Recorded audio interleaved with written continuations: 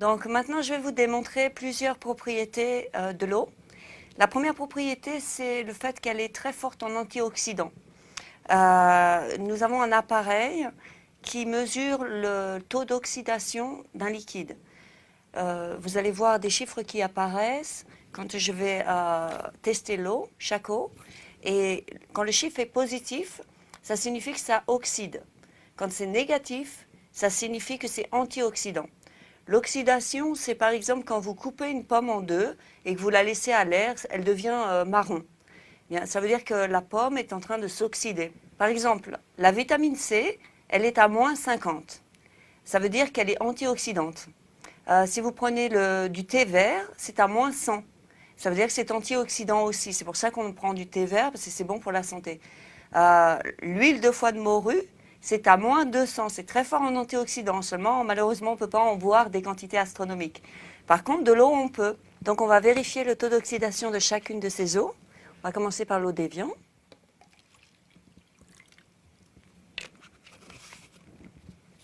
Aquafina, c'est une eau qui est faite par Pepsi Cola.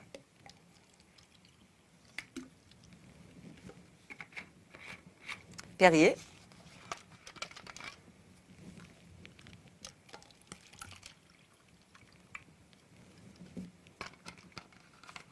Du Sprite.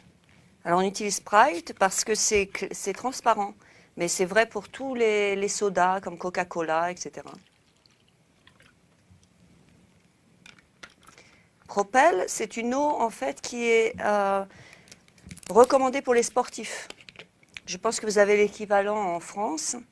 Vous allez voir que ce n'est pas vraiment recommandé. Ça, c'est de l'eau du robinet. Et ça, c'est notre eau Kangen.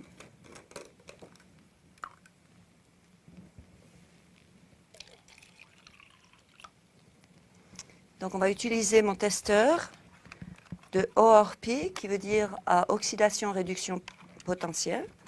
Donc, on va vérifier l'eau d'Évian, qui est dans les positifs, à 197, 200. Aquafina, qui est à 180, 200, plus de 200.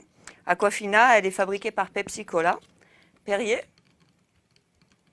270 et qui continue à monter. Le Sprite, alors le Sprite, ça représente tous les sodas, qui a 336, 37 et qui monte. On utilise le Sprite parce que c'est transparent pour les tests suivants, ça va être plus pratique. Le Propel, c'est une eau vitaminée qui est recommandée pour les sportifs, qui est à 272, donc qui oxyde le corps.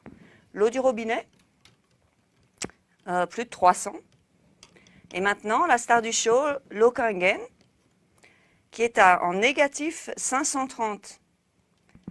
C'est très très élevé en négatif. Et c'est la raison pour laquelle, en fait, cette machine a été reconnue comme appareil médical au Japon, grâce à cette propriété seulement, qui est très très très forte en antioxydants. Donc maintenant, on va vérifier une autre propriété de l'eau, qui est qu'elle est très forte en alcalinité. Pour ça, on utilise un testeur de pH qu'on peut utiliser pour tester l'eau de sa piscine. Et donc, on va mettre 2-3 gouttes. Donc ça, c'est l'eau d'Évian. Aquafina. Perrier. Sprite. Propel. L'eau du robinet.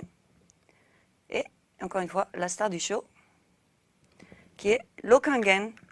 Donc, comme vous pouvez le voir, certaines eaux sont plus alcalines que d'autres. Par exemple, on voit que l'eau d'Évian, elle est neutre en fait, elle est aux environs de 7. Donc c'est pas trop mal. Aquafina est acide.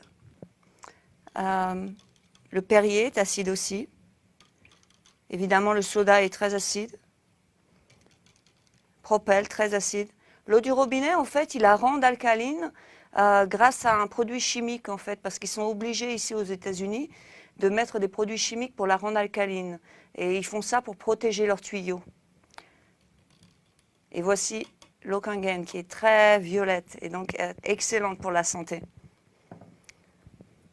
Donc ça, c'est une chose. Maintenant, ce qu'on va voir, c'est que quand on boit de l'eau Kangen, en même temps que l'on boit, par exemple, de l'eau d'Évian, eh bien, vous allez voir qu'il suffit d'un tout petit peu pour la re-rendre alcaline. On va essayer avec la Aquafina. Vous voyez, un tout petit peu, et elle redevient alcaline. Le Perrier. Alors, le Perrier, ça essaye d'être alcalin, mais vous voyez, ça redevient acidique. Et en fait, il va me falloir 30 verres de Perrier, d'eau Kangen pour transformer cette eau en eau alcaline. Le Sprite, vous voyez, c'est la même chose. Une trentaine de verres pour pouvoir retourner à quelque chose d'alcalin. Le Sprite, c'est très très mauvais pour votre santé. Et malheureusement, le Perrier et toutes les eaux gazeuses, c'est la même chose. Maintenant, l'eau qui est censée être recommandée pour les sportifs, ben, vous voyez, c'est exactement pareil que si vous buvez un soda. Donc moi, personnellement, je ne vous recommande vraiment pas cette eau. L'eau du robinet. Et voilà.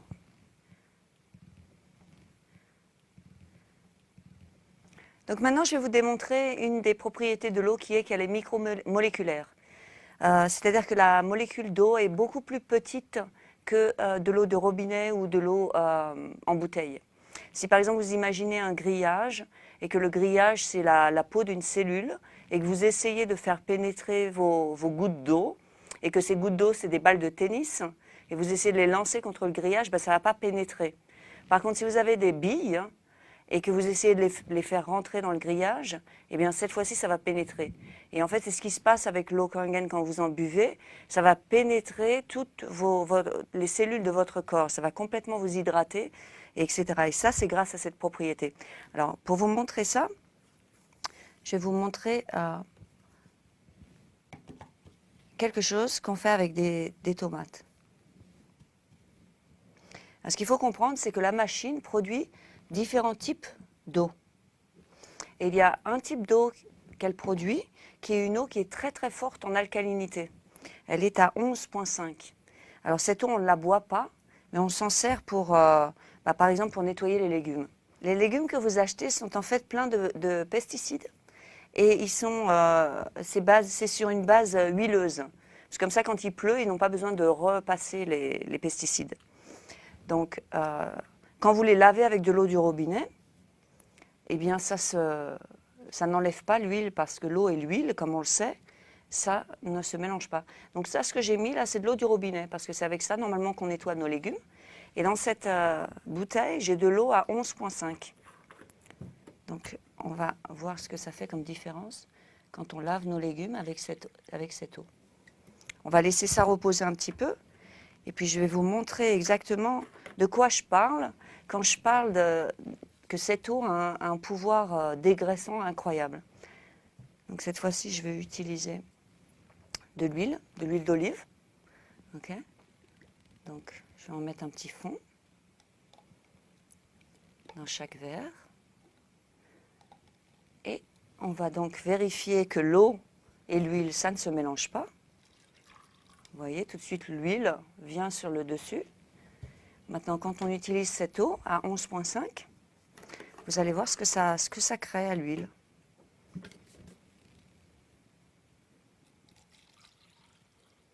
C'est assez impressionnant. Donc cette eau, vous pouvez vous en servir pour nettoyer votre gazinière, pour nettoyer vos tapis. C'est un très très puissant dégraisseur. Alors maintenant, on va vérifier le résultat avec nos tomates.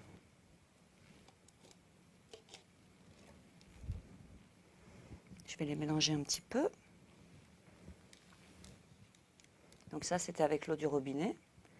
Et ça, c'était avec l'eau Kangen. Donc si je vide l'eau du robinet, ben, comme vous voyez, on ne voit pas grand-chose. Ça reste très clair, très transparent. Maintenant, si je prends l'eau Kangen, ben, vous voyez, tout ça, tout ce jaune, c'est tous les pesticides qui sont sortis des tomates. Alors vous pouvez cuisiner avec ça, ça va ressortir les saveurs, etc. Si vous aviez l'occasion de goûter ces tomates, vous verriez une différence dans le goût. Évidemment parce que vous ne mangez pas la même chose. Vous voyez? Ok, donc maintenant on va faire une autre démonstration. On va vérifier quel est le niveau de chlore de notre eau du robinet. Alors, pour ça, j'ai un testeur de chlore. Si l'eau devient jaune, c'est qu'il y a du chlore dedans.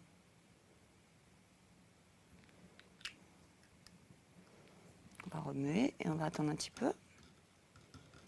Oui, ben on dirait donc qu'il y a du chlore. Maintenant, quand on cuisine, on lave nos légumes dans l'eau du robinet, n'est-ce pas? Alors, bon, je vais éplucher ça sommairement. Ce que je vais faire, c'est que je vais rincer ma pomme dans l'eau du robinet.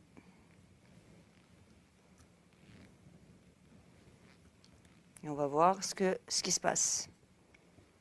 Donc, je rince ma pomme, n'est-ce pas? Et maintenant, on va voir ce qui se passe.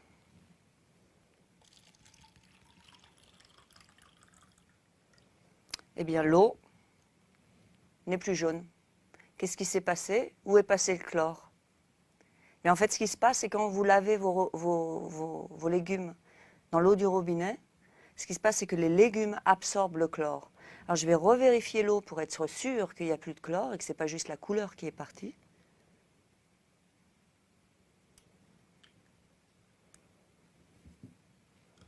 Donc, même si vous achetez des produits organiques et que vous les lavez dans l'eau du robinet, mais en fait, ce que vous faites, c'est que vous ne lavez pas les légumes, vous lavez votre eau du robinet. Vous voyez, il n'y a plus de chlore dans cette eau. Donc, c'est pourquoi je vous conseille, quand vous nettoyez vos fruits et légumes, de les nettoyer avec l'eau que produit cette machine qui est à 11,5. Maintenant, je vais faire une autre démonstration en utilisant du thé vert. Et je vais utiliser l'eau Kangen pour faire du thé. Alors, en général, on a besoin d'eau chaude pour pouvoir faire du thé. Bien, parce que l'eau Kangen est micromoléculaire, et vous allez voir qu'elle va pénétrer dans le thé beaucoup plus facilement qu'avec de l'eau du robinet, par exemple. Donc, je vais prendre 2 sachets de thé. Et dans une, on va mettre de l'eau du robinet.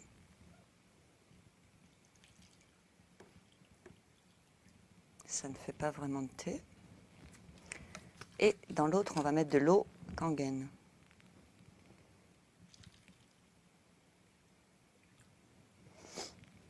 On va remuer un petit peu toutes ces deux choses. Et vous voyez tout de suite la différence entre l'eau du robinet et l'eau Kangen. Alors, on va réessayer de refaire de l'eau avec ce thé qu'on a utilisé avec l'eau Kangen. On va utiliser l'eau du robinet.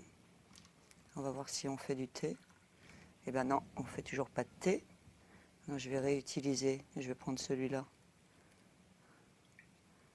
Et je vais utiliser ça avec l'eau Kangen. Et vous voyez, je fais tout de suite du thé. Et je peux faire thé sur thé, je peux faire énormément de thé juste avec l'eau Kangen.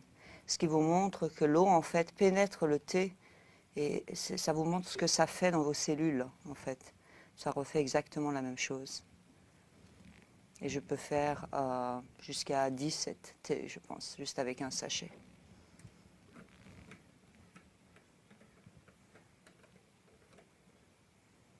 Donc voilà, ça vous démontre combien l'eau est micromoléculaire.